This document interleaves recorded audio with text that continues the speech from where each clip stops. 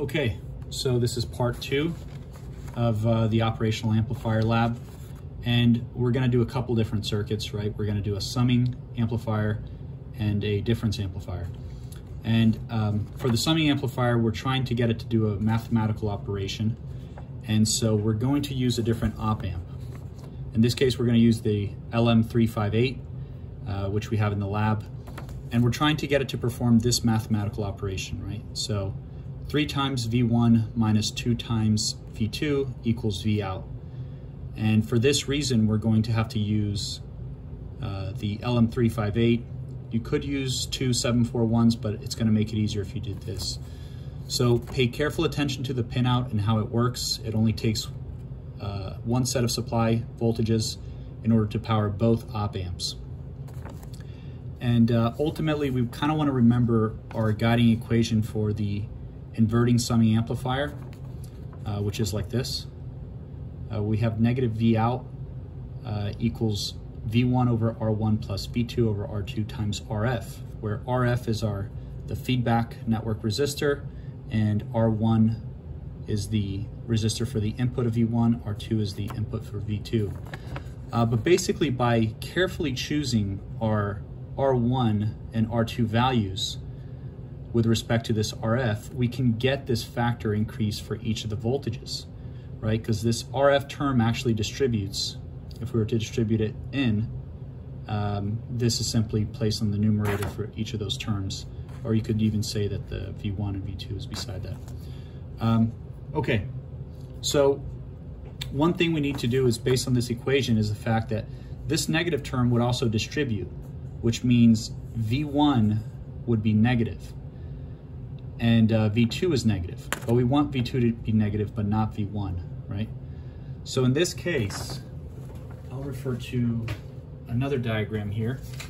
We went over this in class, but in this diagram, I basically have the same value resistors denoted by the same color cover here. So you're responsible for figuring out what values to use, right? But these blue values are the same resistors. And notice this is a feedback resistor here and the input resistor.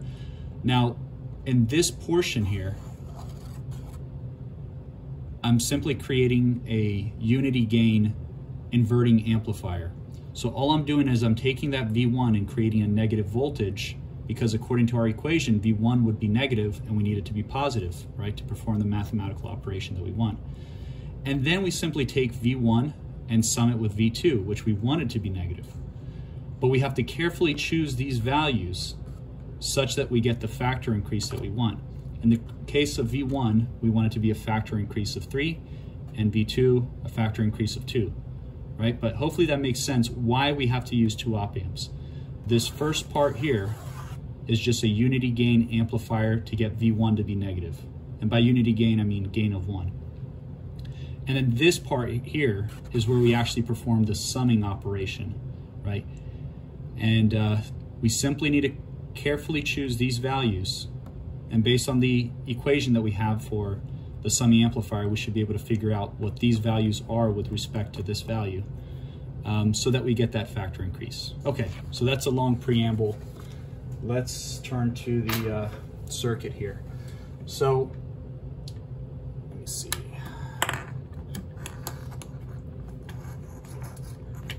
The first thing I want to do is figure out what values I want to use, right? And in this case, you're going to select a value for the RF resistors, and then those input resistors are going to be some fraction of it that will give you the value that you need, okay? And I'm just kind of coloring over here. So let's see. So let's take a look at this, this set of components here. Kind of drawn over these resistors because I want you to just ignore it and find out the values that you need for yourself. But I'll point to the important parts here. So I have my circuit set up just like before, where I have my positive supply rail voltage coming into this positive supply rail, and then the negative 25 volts, which I'm going to use in this case, is coming to this point, right, from this post. And this is going to be the common ground for my circuit. and I did jump that across. So we have a very similar setup to before. Now if we look here, according to the pinout, 4 is the negative supply rail voltage, 8 is the positive supply rail voltage. And then we're giving the non-inverting input and the inverting input and the output for the A op amp, and then non-inverting, inverting, and output for the B op amp. So essentially, I just need to construct my circuit in such a way that I have the basic connections done first. So I would start here by grounding my non-inverting input here, and I ground my non-inverting input here, right? And then I go ahead and supply the negative 20 volts here and the positive 20 volts there, or 25 volts or whatever you end up using. Now this is going to be my V1. So I jump this resistor into my input pin, inverting input pin, and now notice that this resistor here is just a feedback resistor. It's just coming from the output, which is the pin 1, back into pin 2, right? So a feedback resistor just goes from the output into the inverting input. But I also jump this resistor, this particular one, from the output into the inverting input of my B op amp, right? So that's where we get that feedback, or that carry forward portion of the circuit. Now this resistor here is my V2 resistor, or my R2 in this case. So that's where I'm going to supply my second voltage. The feedback resistor for this here is set from the output, which is pin 7, you can kind of see that there, and back into the inverting input. Okay, so it does look a little bit more complicated. Now initially I was going to have all of you do this using a potentiometer, but it's actually more complicated, I realize. So I want to simplify this portion of the lab. So instead what we're going to do is use 2 channels of the function generator to give us V1 and V2. And we're going to use 3 oscilloscope channels to give us the readings for V1, V2, and V out. So if I look here at my oscilloscope, I've already added peak-to-peak value for channel 1, 2, and 3. I have 3 oscilloscope probes set up. And a lot of people have been confused about that. You don't have to use the blocky ones. You can use these passive probes like this. These are perfectly fine. So that's what I'm using right now. And yeah, we have our connections just like before. Let me look here towards the power supply. Again, just as a reminder, when I make the power supply connections, let me remove this stuff here. I start with this here, which is forcing this voltage down, and this is going to be common ground for both channel 1 and channel 2. So that's the purpose of this wire here. I'm gonna have my positive voltage here, and I connect it to the positive on my breadboard. My common ground can be either one. It can be either one of the yellows because they are common to each other. And we go ahead and take the negative here, which is on the white. So between here and common, I have negative 20. So we go ahead and connect that back up. Okay. So we already established, and let me see if I can zoom in on this circuit here. Do want to keep the function generator in frame. So I have the connections already set up for the op amp, and we figured out what circuit we need, right? So I set my channel 1 on the power supply here to 25 on each channel. So I'm going to get positive 25 and negative 25. It can be a little higher, it can be a little lower. It's not a big deal. We won't use that much anyways. So if it's less than that or more than that, it's fine. It shouldn't exceed 32 volts, I believe, for the LM358. So let's make a connection from the function generator. So if we look at the function generator here, we're going to use both channels. One channel is going to be our V1, another channel is going to be our V2. We have 2 channels on this function generator. And we can alternate between them just by hitting this button here, this CH1, CH2. Let me get these probes out of the way.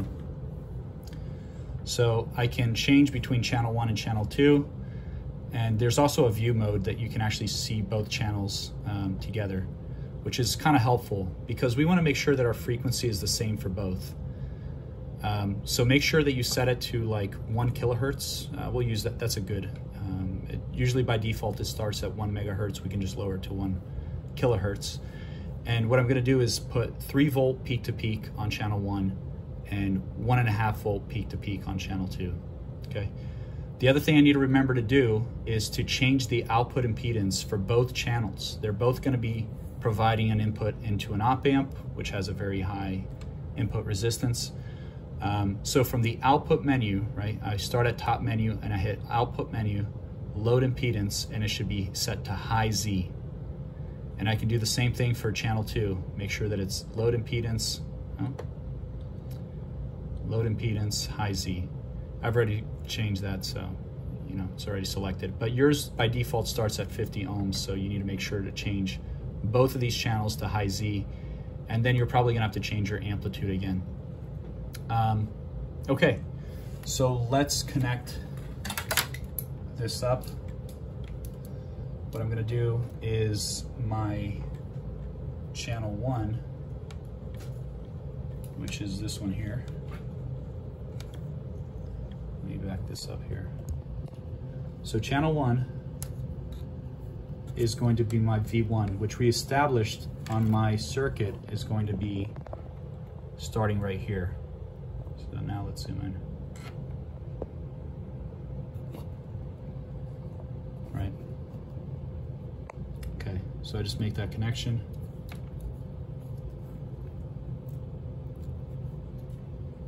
Now this is going to turn into a rat's nest, so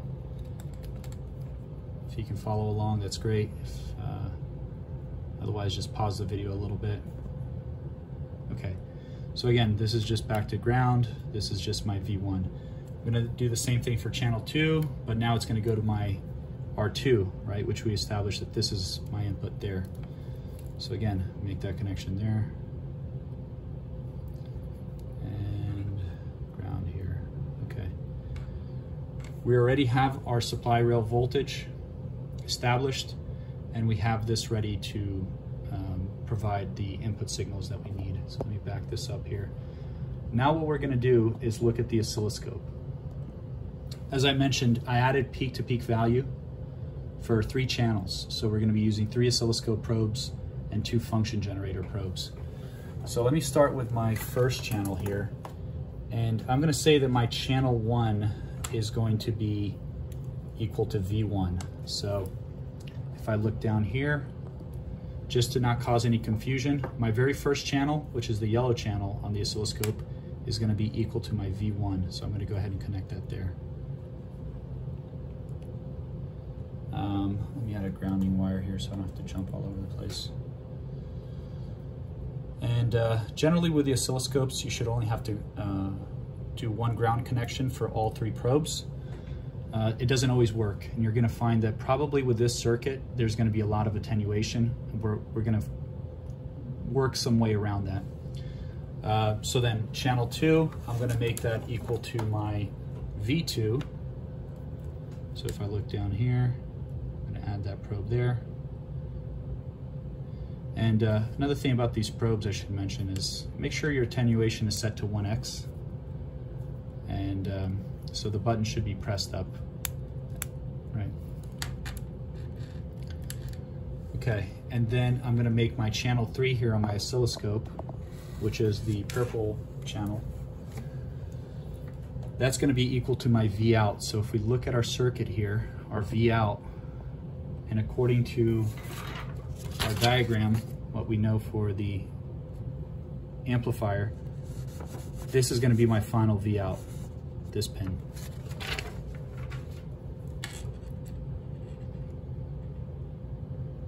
So I just go ahead and connect that. Okay, let's turn on our supply, power supply here, and let's go ahead and place an output. Okay, so let's think about the operation here. Channel 1 is V1, channel 2 is V2, and channel 3 is V out, right?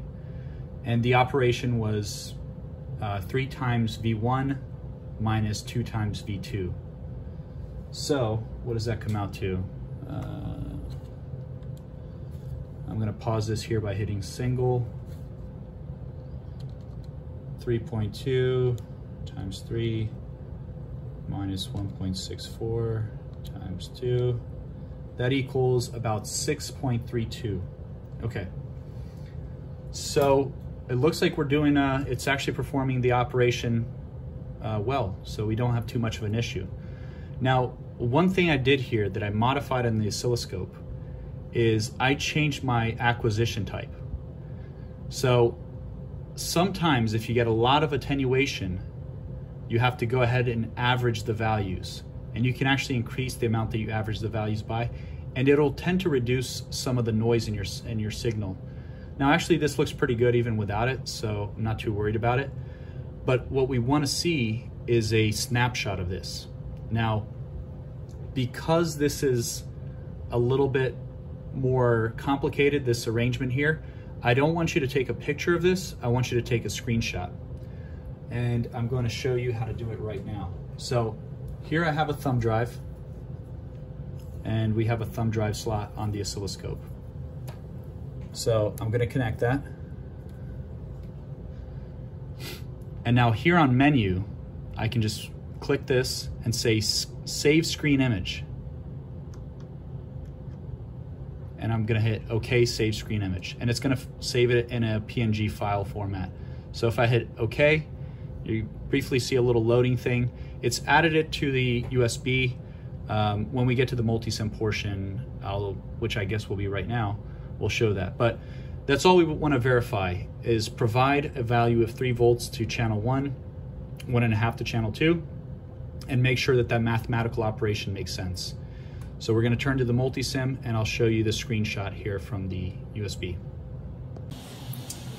Okay, here I'm showing my multisim portion, and you can see my reference resistors and everything. But I kind of blocked out the R1 and R2 values because I want you to solve those for yourself.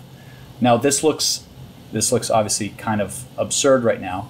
Let me just explain a little bit about it. In the analog components, so place analog, let me pull this over. So I can search for the particular LM385 version that I use. So if I go to all families here and I say search, I can do model ID, for example, and type 358 and search.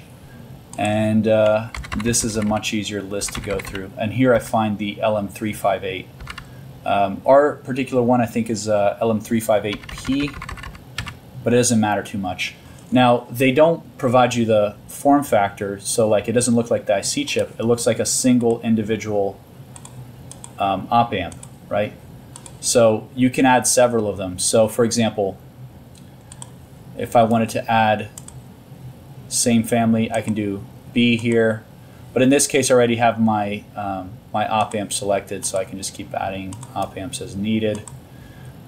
Essentially from the same, it's saying you can add the A and B op amp from the same IC chip, right? So eventually once we do digital logic, we can actually see the IC chips, but in this case it doesn't do that. So just as a reminder, I go to place analog, and I can either look for it manually, the LM358, or I can search for it up here.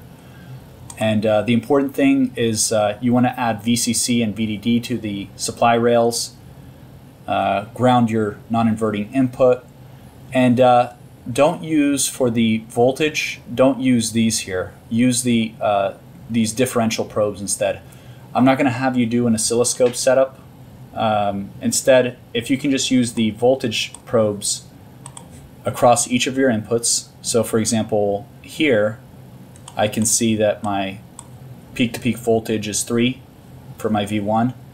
My peak-to-peak voltage is 1.5 for my V2.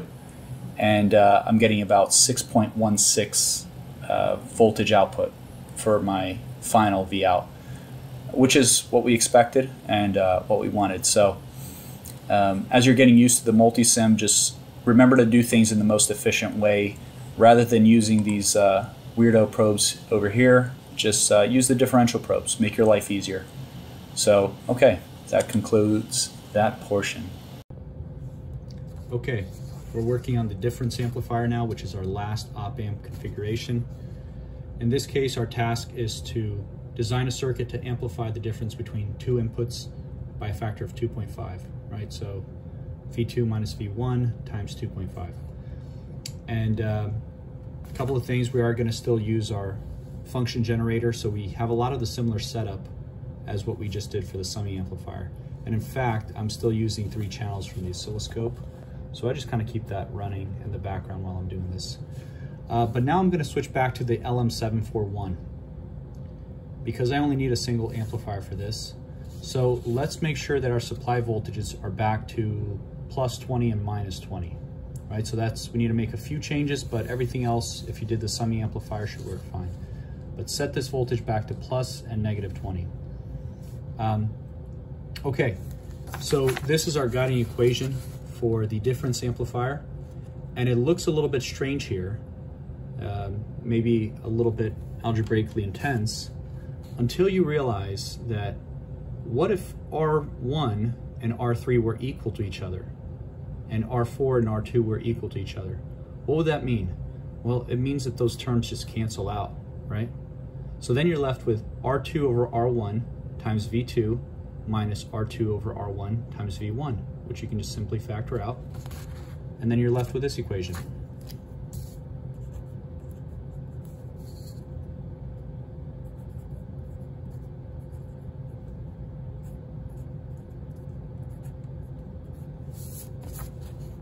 Right? Makes sense.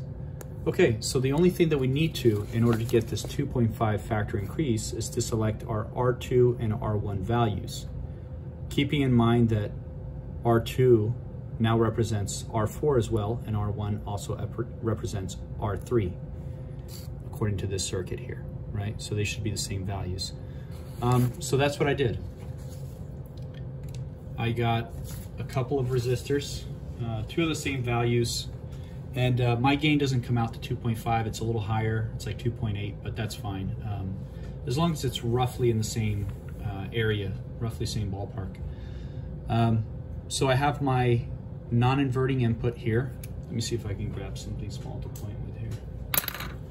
Okay, this is gonna be my non-inverting input, which is my V2, and that's coming across to pin 3 on the IC chip. Let me bring that up close. And then I have that same input grounding here with that that R4, what was previously R4 but is really my R2, right?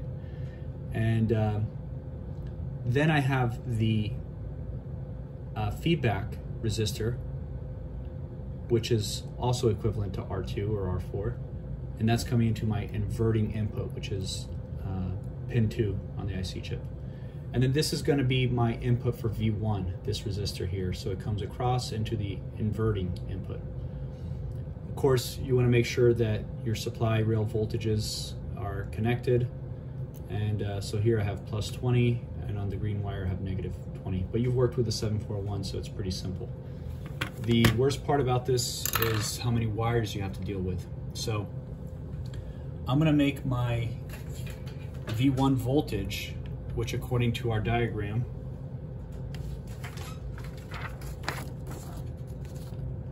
is going to be going into the inverting input. I'm going to make that equal to my channel 1 on the function generator.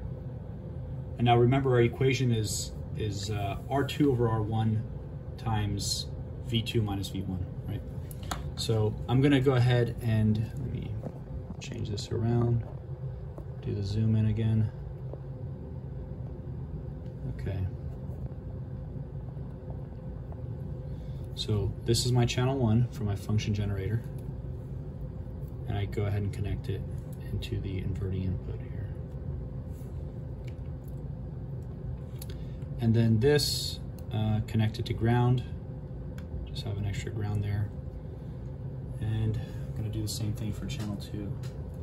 I'm going to switch this around, so I'm going to make channel 1 1.5. And I'm gonna make channel 2 3, so I'll show that in a little bit. But then I'm just gonna connect my V2 here to the non-inverting input. And I can ground that as well if I can get it. Okay. Now this is the tedious part here. We have a lot of oscilloscope probes, so let me pull this back. All right, channel 1, I'm gonna make that equal to V1. So we want you to follow a similar convention so everything stays clear here. You kind of know what's going on. And I'm just gonna ground one single clip here. So we go ahead and ground that. And channel 2 on the oscilloscope is gonna be equal to V2, which is the non-inverting input. So you just go ahead and scroll that down, connecting that to the V2 input.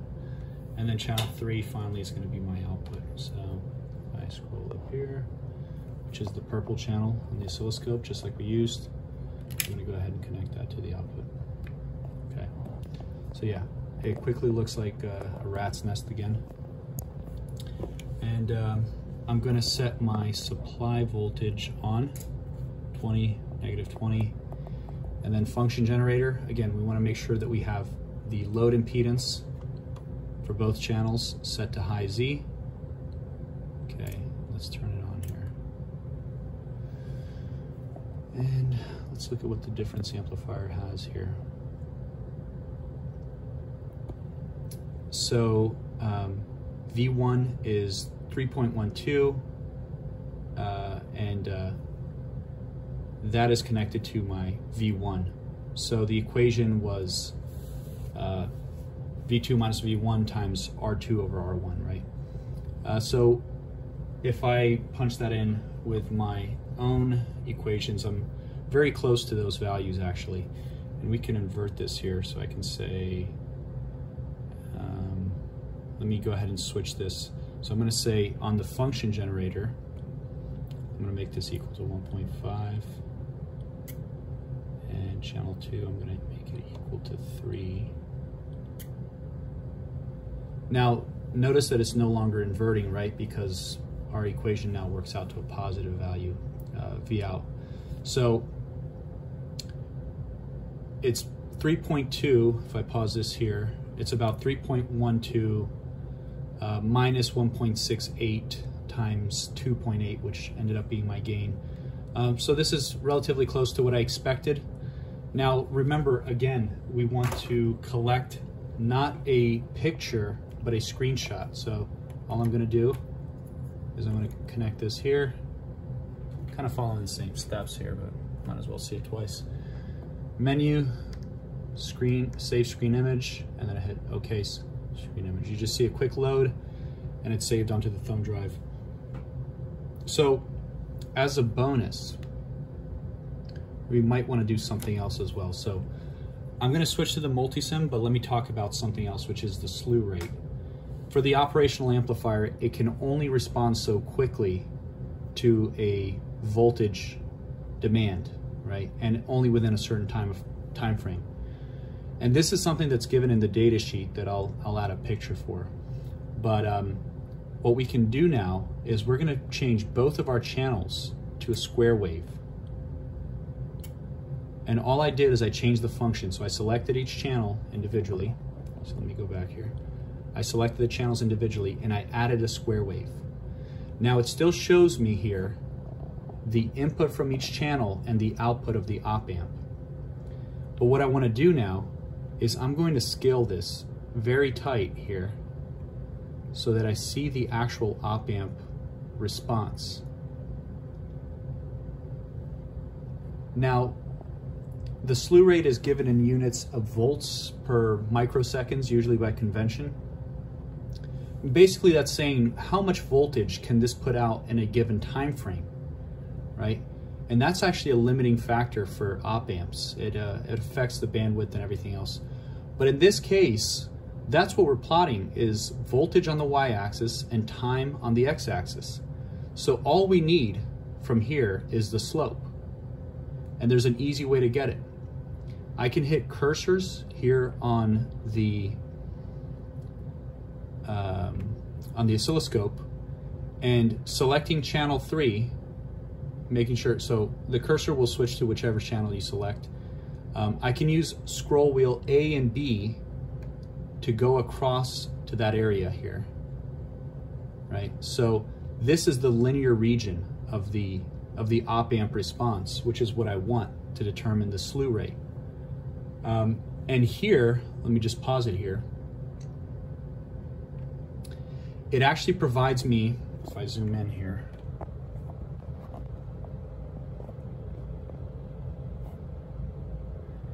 you'll see that there is, between each cursor, there's an A and a B cursor. It's telling me the voltage value, and it's telling me the delta difference between each. And it's also giving me the time difference in the x-axis. So it's telling me at what time increment each of these voltage values are.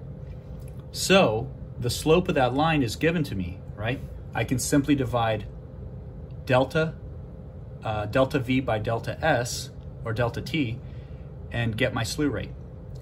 So this is going to be a bonus. If you can provide me the slew rate of your op-amp, which in my case, 1.879 divided by 2.36, that's in volts per microsecond. I get a slew rate of about 0.79 volts per microsecond. Now the data sheet, I think for the LM741 says about 0.5 volts, so this is doing a little bit better, but that's a typical behavior. But this is a way to experimentally see the slew rate. So I'm gonna add this as a bonus. You don't have to collect these results, but it may be worthwhile for you. So. Okay, this is the multisim portion for the difference amplifier. I'm just showing the basic setup. You've all pretty much seen this before.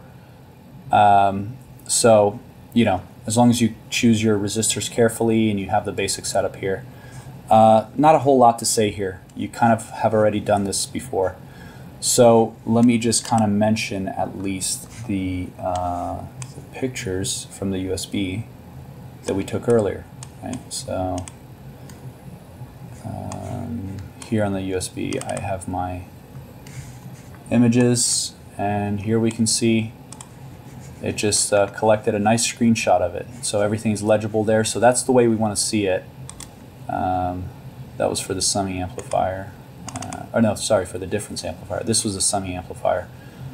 So yeah, you can paste those into your report, but we want to see this in the lab and in your report for this part 2. For part 1, it was fine if you use pictures, perfectly fine, but in the future we may want to see a really nice readout and everything and be able to tell what's going on. So especially when it gets complicated like this, the pictures often have glare and you can't see too well, so we're going to start using the screenshots from here on out. Yeah, the multisim is done. Hopefully you had a good time with this lab, and pretty soon you'll be turning in a report. So thanks for watching.